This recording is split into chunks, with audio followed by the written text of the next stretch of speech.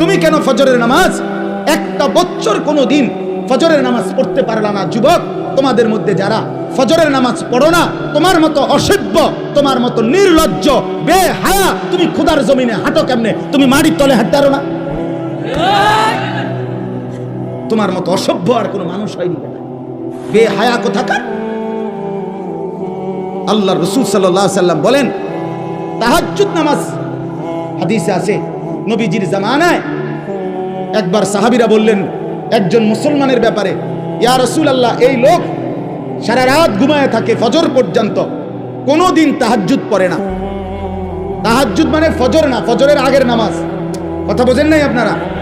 নবীজির সাথে সাথে মিশকাতে আমরা নিজে পড়ছি, আল্লাহ রাসূল বললেন, যালিকা রাজুলুন বালা শাইতানু ফি উদুনাইহি।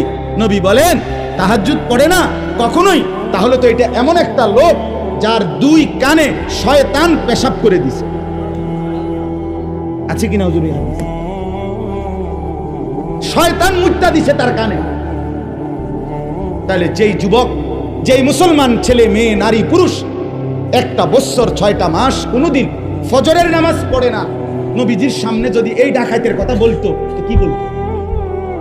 নবীর সামনে যদি বলে, ইয়া রাসূলুল্লাহ, আপনার উম্মতের এই ডাকাইতে 1 বছর কোনোদিন ফজরের নামাজ পড়ে না, তার ব্যাপারে আপনার মন্তব্য কি? তো রাসূল বলতেন, নবী শুনলে বলতেন, শয়তান তার পুরা শরীরে পায়খানা করে দিছে। হ্যাঁ, লজ্জা থাকলে হাসো না। মানুষের বাচ্চা যদি হও, হাসো না। যদি মুসলমান মার ঘরে জন্ম নিয়ে থাকো, তো কেন সেজদা দিবা না? এই বেটা, কেন সেজদা দিবা না? নবীজি সাল্লাল্লাহু আলাইহি সাল্লামের স্পষ্ট হাদিস, ফজরের নামাজ যে পড়ে না, নবী বলেন, ওয়া ইল্লা আসবাহা খাবিসান নফস কাসলানান।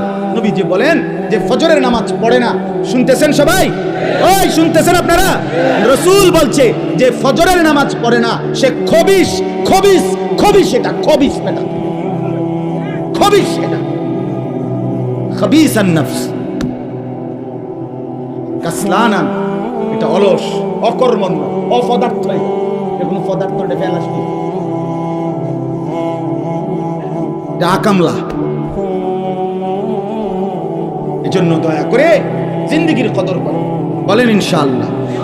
আল্লাহ আমাদেরকে তৌফিক দান করেন। হিম্মত চাই, হিম্মত। বন্দেগীর জন্য হিম্মত দরকার, হিম্মত দরকার। আপনারা, আমরা মানুষ, আমরা মুসলমান।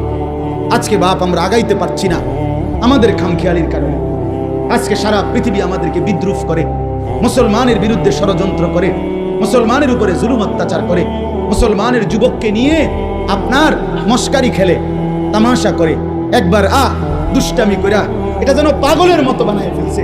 মুসলমানের যুবককে একবার বেঈমানে বলে চুলে দিক দিয়ে কাইটা ফেলাই দে, এতে লাখ লাখ যুবক ফেলে দিল। পরের মাসে বলল, বেঈমানে বলল যে এবার চুলে দিক দিয়া ফালা, এবার দিল এদিক দিয়া ফালাইয়া।